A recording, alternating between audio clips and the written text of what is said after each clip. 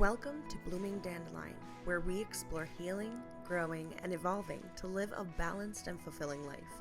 I'm your host, Andrea Rivera Casul, and each week we'll dive into practical tips, inspiring stories, and expert advice to help you bloom. Let's get started. Y'all, it has been a hot minute. It has taken a long time for me to decipher how to get this started. It has taken me a long time for me to get to a place to feel confident enough to do this, to even do this by myself.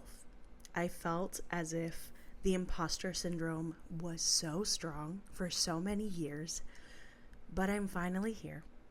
I finally think and believe in myself that I have found my voice, and I feel like it's just the right time.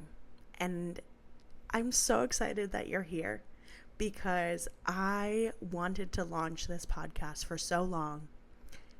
And it's called Blooming Dandelion. We are here to heal, grow, and evolve. And I love, first of all, the name of the podcast. I took a lot of time to just get to know why I wanted to name that. And dandelion has always been something that surrounded me throughout my healing journey. And so let's get into it. I'm so excited. Thank you so much for coming here and listening and for just joining me on this journey. I know a lot of folks know me, Andrea Rivera, from my social media accounts, Andrea Lavori on TikTok and Andy Y. Rivera on Instagram. And I have been very outspoken on my journey through healing, on my journey of weight loss and weight gain.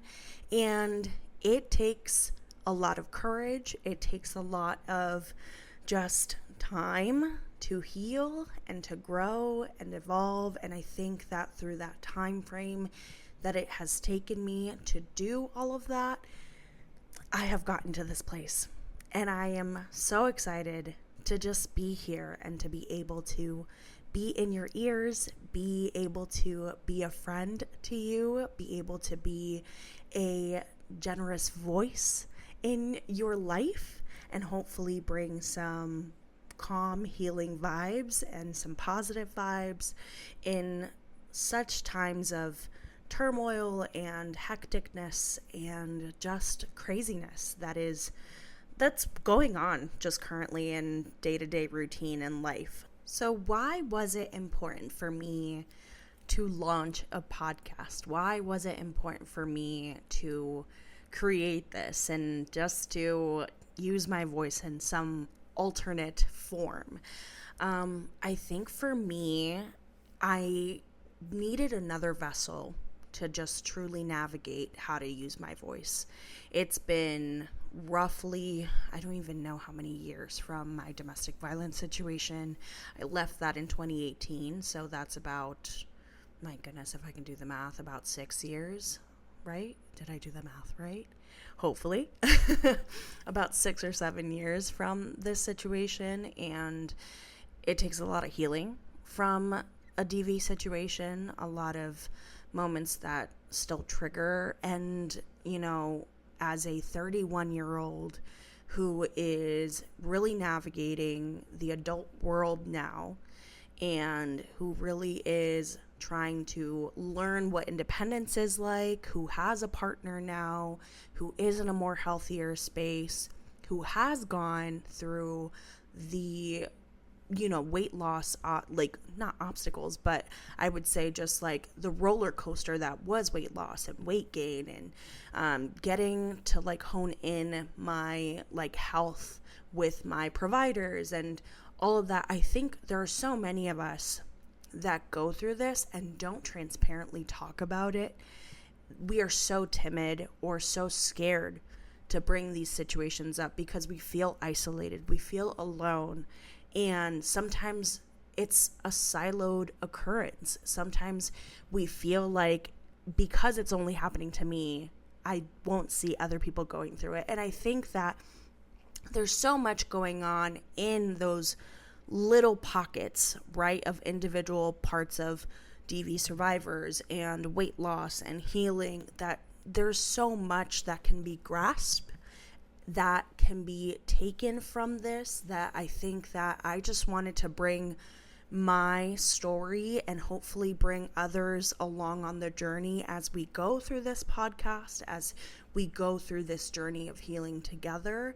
Hopefully we continue to learn and grow together as a community, and we just hear about our lives, hear about how we conquered, and empower each other. I think that there's a beauty in hearing our stories, right? I think that in community, in hearing each other out, there's an importance of just hearing, right, our life. And I think that, like, gifting that life, that story, that, you know, that experience, we learn so much from it. We take examples from it. And I learned so much from my time that I have healed in the last 6-7 years, that I'm still going through, that, you know, I want to make sure that I still bring that to the table. I want to make sure that my story is heard, and it's still something that can hopefully help someone else that may be still feeling like they don't have someone that they can look up to, or, you know, someone that they can rely on, or they might feel like they're still isolated in this world.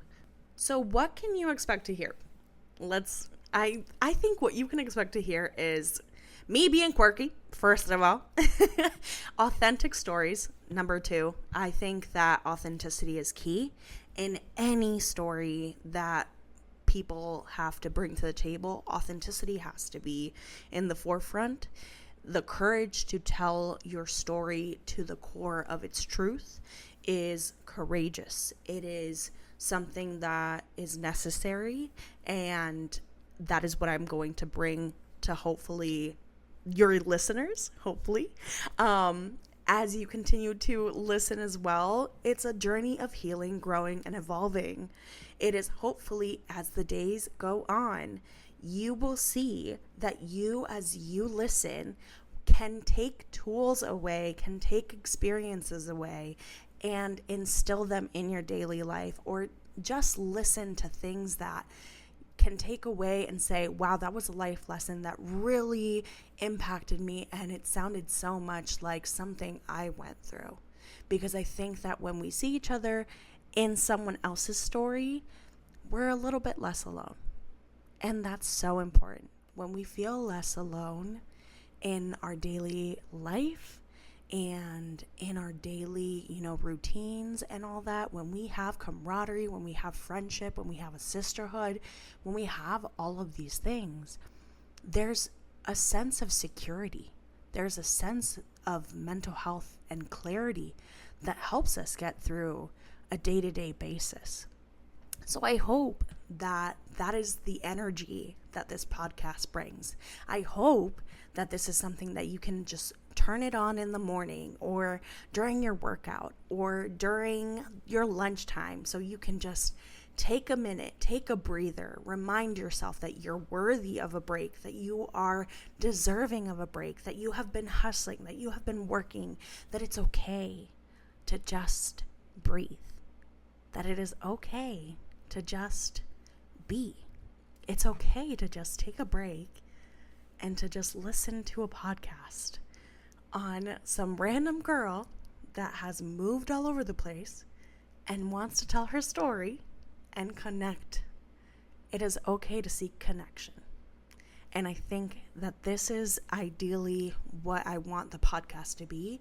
And I want this to be such a community that I can bring to the table and hear feedback from y'all. I want to create this type of community from your feedback. I want this to be a community that is just whole encompassing, right? This is not just coming from me. I want this to be everyone involved. How can we tell your stories here? How can I hear you out, and how can we heal together? I think that that's so important. And I think that that's what you can expect to hear here, okay? And I want you to know that today is June 23rd. We are launching this June 23rd. And my goodness, I have to take like a breather because, a solo podcast is very different from having like a co-host, to like bounce back and forth. So like it's all me all the time. So like whenever like somebody would ask me, what's a quirky trait of yours, I apparently would always say like, I can talk to the wall. Well, this is apparently the wall. The podcast. So welcome. The extroverted side is now here. But yes, so 6/23 is our launch date. And the reason I wanted to do this launch date and the reason why the title of this podcast today is Giving the Date a New Meaning is because 6/23 is my wedding anniversary date. I got married on June 23rd, 2018. And the reason why I say giving the date a new meaning is because I think it is crucial that when there are trauma anniversaries or there are traumatic dates or there are dates that are still ingrained in our mind that are still prevalent and heavy and still have significance, that we can change them. That we can rein in that power that it has over us and we can change the narrative. I have been very fortunate that, to this day, that date really no longer has a grasp on me like it did the first year or the second year.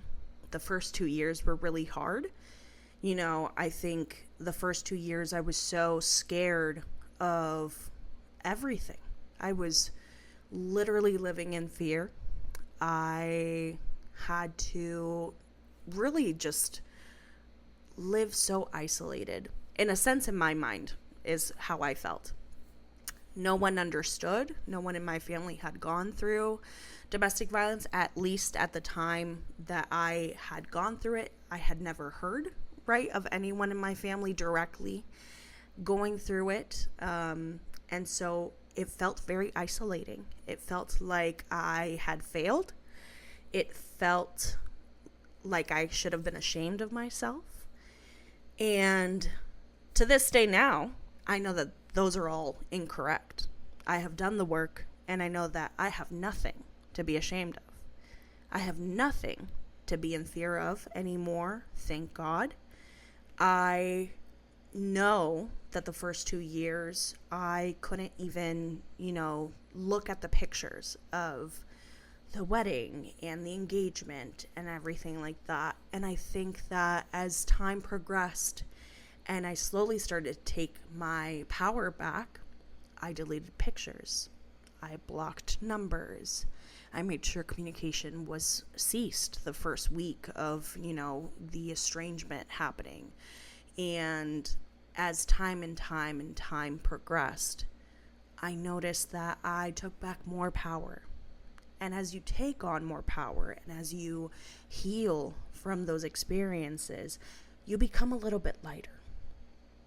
And that is the goal, right? That's the goal, is to hopefully, yes, the trauma will forever live in us.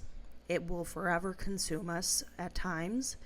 It will forever trigger us if it, works hard enough to impact us on our daily routine or on a special occasion. But when it comes to something that you can do for yourself, I decided that this was going to be a monumental way for me to take back this date and for me to say, fuck it. This date is no longer going to be this date anymore. It's going to be the date that I release this podcast. And it's going to be the date that I feel the most empowered by, because I'm going to be talking about the most empowering moment that I could ever bring up. And it is me being able to hone in my voice, hone in my experience, and speak about it to everyone here. That is power. That is courageous. And when I look back at the time, I know that 2018 Andy could never have done that, or could never have thought about doing that. So I want you to think about, what is a date right now that possibly still is something that bothers you, that still is something that affects you, that is still something that you're working towards maybe forgetting. Maybe you are currently in therapy and it's something that is completely triggering and valid. And maybe there is something that you need to start replacing. It is okay to take a break on those days that you have trauma anniversaries, right? You can say, hey, I need a vacation day, and say, I'm not coming into work, because that is all around revolving your mental health and your power, and looking out to who you are as a person and how you will grow is so much more important at the moment than to worry about sometimes the hours at work, which I know is a privilege to say if you have the hours to take.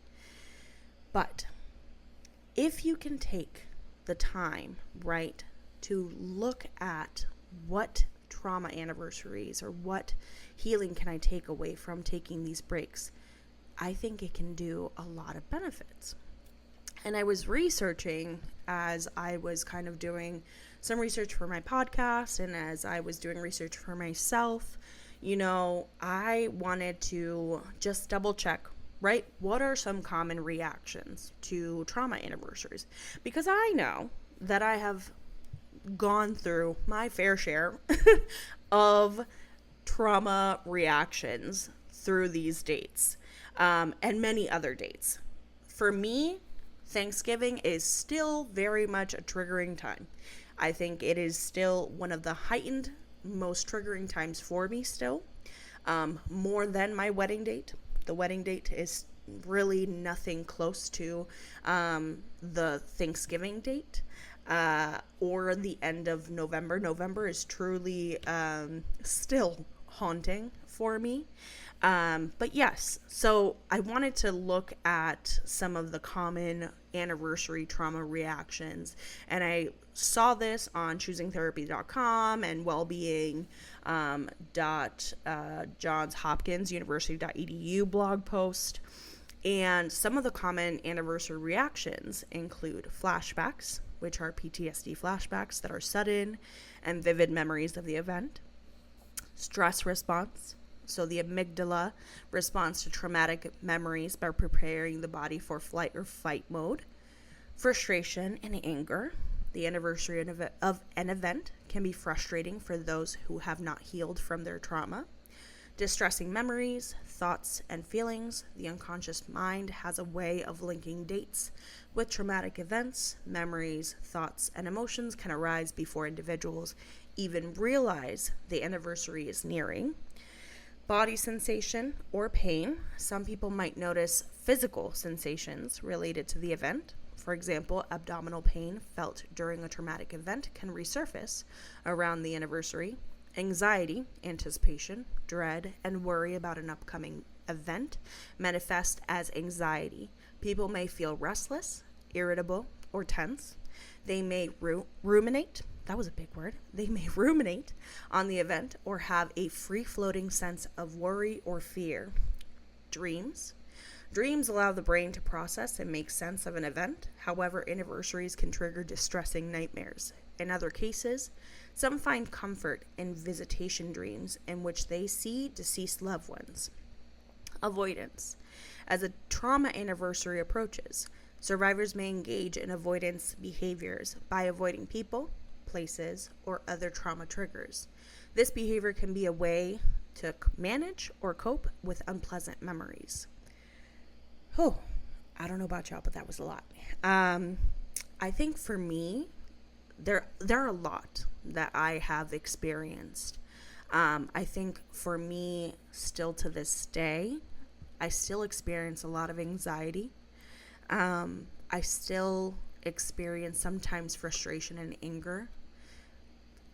And I think the frustration and anger always comes out as, why did I never get out before? Why did I wait so long?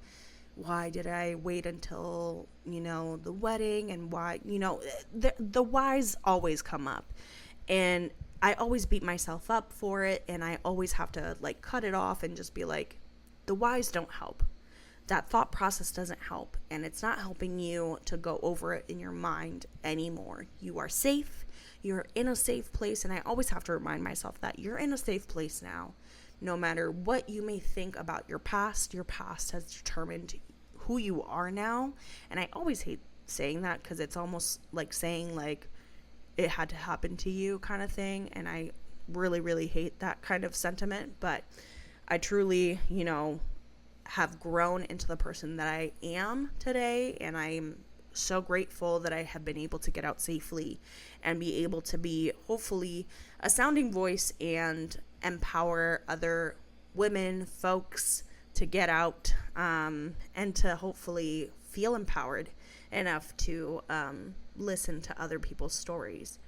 I still have flashbacks. There are days that are really hard. Avoidance. I definitely have avoided Iowa in general. Iowa is still something that I don't know that I'd be able to go back. I don't know that I would ever be able to go back to where I was at. And it's still something that even if I bring up to think, I get like pressure in my chest. I feel tightness. I get really emotional. It's very vivid, and it's a lot. It is really a lot. Body sensations. I don't really get a lot of body sensations, but I think that this is a really good list of just the reactions that you might interpret, and I think that it could be more expansive, right? I think that everyone's individual response is unique, and depending on your mental health and your physical health as well, it might seem different for everyone. And I think that that's also important to note with this list, right? This list might not be the end all be all depending on your individual experience with where you're at with your own physical and mental health. And so I just thought that was interesting, and I thought that that was important to bring up on this podcast and on this date specifically. So looking at all the common reactions, I'm taking back to, what my first year healing looked like, and what my first year of survival, I guess you could say, looked like. And I'll explain to you guys a little bit about what kind of happened. So I was with my partner, I would say for about 7.5 years, 8 years almost. And I said college sweethearts because we met in college. From the get-go, it was pretty isolating and manipulative in the sense of my friend group had isolated me at the time, just petty drama that I don't remember that what happened, but, I was kind of banned from the group. I was alone, and I had this new boyfriend, and I spent all of my time with him, and I didn't go out. I was in the middle of Iowa. I didn't have anywhere else to go. I didn't have family there. My family was in Puerto Rico. It was literally like the perfect storm. And I think as time progressed and, the different side of different cultures started to clash a little bit. He was African American, I was Puerto Rican. It was misunderstanding of why was I constantly calling my mom, and the relationship that I had with her and his relationship with his family wasn't the best, and it was just uncomfortable. And obviously, you always will see these red flags and all of the signals once you are out, which are honestly, it is the most annoying thing ever. I know. I am saying it for you. I know. So we literally, were together for those 7.5 years. I studied at my university. I then stayed working at the university for about almost 3.5 years. So did 4 obviously undergrad, 3.5 working. And those last 3.5 years were probably the worst. Even though the college years were bad, the 3.5 years of us dating, then engagement, and then marriage were bad. I was only married for 6 months. And those 6 months were probably the worst time of my life. And I've gone through details, but I don't think that I've gone through all of the details, which that'll be on a later podcast. But I immediately, once I, left, and I really didn't leave. I stayed at the place that we were living at because I lived on campus. I worked for a residence life department, so I had free housing, so I didn't have to leave. It became kind of dangerous in the sense of we didn't know the person's reaction, how they were going to react, and it didn't seem like they were going to react positively. And so my family was very supportive and bought me a plane ticket and immediately got to Puerto Rico. I got to Puerto Rico, and I remember the first thing that, thankfully, like, the first people I saw were my sister, my mom, and my dad. And I remember just feeling broken, just really feeling depleted in energy, depleted, just, that's really hard because I know that I'm I'm thinking about it. But I was depleted, mentally depleted in everything, in every way, shape, or form that you can think of. Like, those last 2 weeks really, like, did me in, that I don't recognize the person that I was, in those last 2 weeks to the person that I am today. And when I arrived at my house, that I told my mom, I was the one to tell her, I said, I need you to gather everyone around, because if I'm going to be here for a month, I cannot survive with everyone asking me how blanky blank is. I cannot survive with everyone asking me how they are and why they're not here with me. And my mom granted me that wish, and my whole family came over. And it's funny now, and I guess funny then too, because I sort of laughed but kind of hurt. Everyone, I think, was expecting a baby announcement, which, surprise, surprise, I was not pregnant. Sorry, I heal through laughter, and I hope you're laughing with me, because you can laugh. But I literally gathered around. My cousins were there, my mom, my dad, my grandparents, everyone was there, and I said I left because of this, and this is what I've been experiencing. And I just felt a wave of support. And that is so privileged. I know that I have honestly really an amazing support system.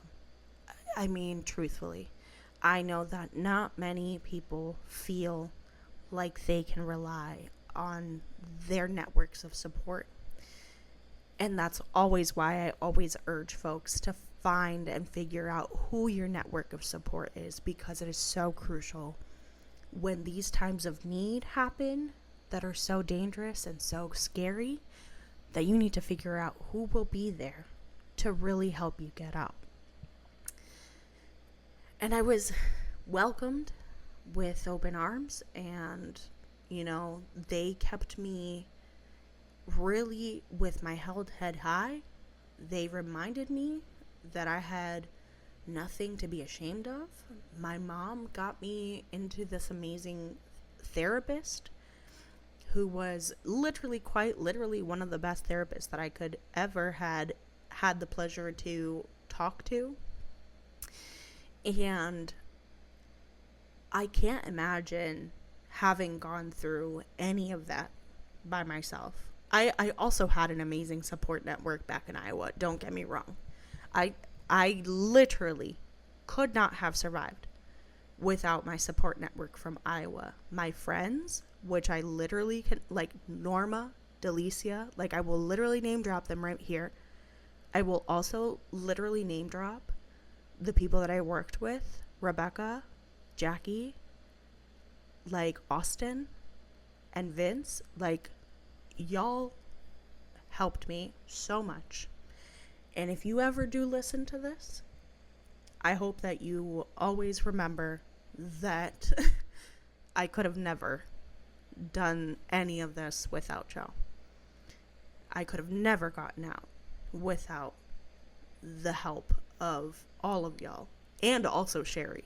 It was literally so many people that helped me out, and that's a story for another time that I'll share, just the whole gamut of things. But that was kind of like the first full year, right? Like that first month was just that experience, and then I came back to the university, had some security protocols in place after that, parted my ways with that school that I'm not going to go into. And then worked at the mall part-time. I was surviving off of ramen noodles, and I literally just could not survive anymore in Iowa, constantly getting triggered. I needed to leave, and I needed to be with family. And so I came home for about a month and came to Boston during that summer of 2019, worked here in Boston, and essentially never left. That's truly like how the first year went. But even through the first year of me being here in Boston, right, I never publicized like where I was at that first year, because I was really fearful that he would find out. I was fearful that he would track me down. I was fearful of so many things, right? Because I just didn't know. You just never know with your abuser, like what their mental state or what they're going to do. And even like I would be on the train to go home, certain scents would trigger me, and I would think that he would be around. Just there was a lot going on that first year. And so I literally couldn't cope even by myself at times. So like thankfully, like my parents like flew me out to Puerto Rico again to help me out as I was like building up my bank account as well, because girl, I had no money. $0. I am so grateful that, I had a family that was there to like help me out, because I really needed to be connected with family at that time.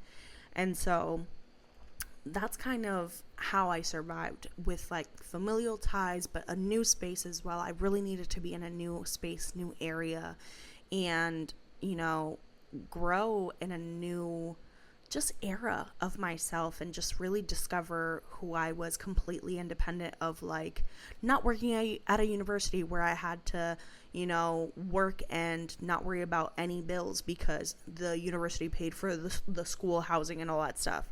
Like, this was my hustle. This was my grind. I worked 2 jobs that first year, and it was a lot. And that first year as well, I was like sleeping on, a friend's couch, and then like in their like guest bedroom. Like, it was a lot. That, like, I truly hustled and really survived that first year. And I'm very, very proud of that progress. I think the way that I coped through it, unfortunately for me, and it's been my coping like mechanism for so long. Like, food was my coping skill. I mean, it's one of the things that I've dealt with for so long. But a healthier coping mechanism for me was journaling. I mean, journaling became my solace. It became the way that I connected with myself, and I truly saw the way that I was feeling on a day-to-day basis. Being able to connect with my family and just tell them how I was feeling and let them know, like, hey, this is upcoming, like, please distract me on like these certain dates. Like, I was very proactive, even very much into that first year of like, hey, my anniversary dates of these traumatic things are coming up. Please, please, please make sure that something is happening on that date, or like something is, scheduled for me. And I made sure to do that for myself as well.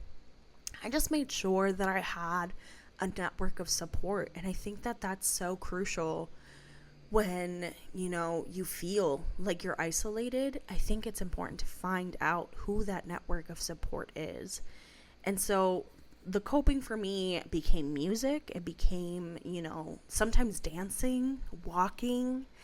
It eventually became the gym that second year as I progressed in finding my way here in Boston, in Massachusetts. It became the gym, which I was very surprised by it, because I was like, the gym? Me? Like, that's something that I never thought was going to be possible. Like, I had gone to the gym and given it up for so many years, and here I was, like, going on a daily basis and literally, like, feeling a fire and a need to, like, go. And so I think it's important to figure out, like, what are those desires and needs that you want to have that help you distract your mind, whether that's writing poetry. Like, I also like started to go to like random events in the city, like poetry readings and open mic nights and karaoke nights, and just trying to figure out what is fun for you, what invigorates your spirit. Because truly, like, from going from an isolated woman in Iowa who literally lived in a shoebox, essentially, because we lived for 4 years in dorms, and then we lived in a house. I essentially was by myself for so long and only had interactions when I had RA meetings, or I was with my students, or I was with my peers, or I was going off to do some type of event. And those were my only excuses to like do. And so when I was able to come over here and I was going and like just figuring out what was fun for me, that was invigorating. And that really, truly helped me start to heal that spirit of like, okay, I was told X, Y, and Z, and now I'm seeing that I can do that by myself. So then someone was lying, and that person was my gaslighter. That person was my abuser. And I proved my gaslighter wrong. And I knew all along that he was wrong. And I think that that's pretty much like the whole premise of like why it's so important to find what coping skills will help you out in that first year, in that second year, in that third year, right? Because the first year of coping skills might not be what you need in the third year. And what might happen is that you might need more specific coping skills for your trauma anniversaries, right? There might be more specific ones that you might need tailored. There might be more, you might not go on a vacation on a random Tuesday because you got triggered. You might just want to journal because that's what's triggering to you. But maybe on your trauma anniversary, you want to go to Dominican Republic or you want to go to Belize, right? These are things that you have to plan out and pan out for yourself. This is what you have to bring to your table for yourself. And you have to remember that you are at the center of your healing, no one else. You can't think about, my healing is something that like somebody else has to do for me. Absolutely not.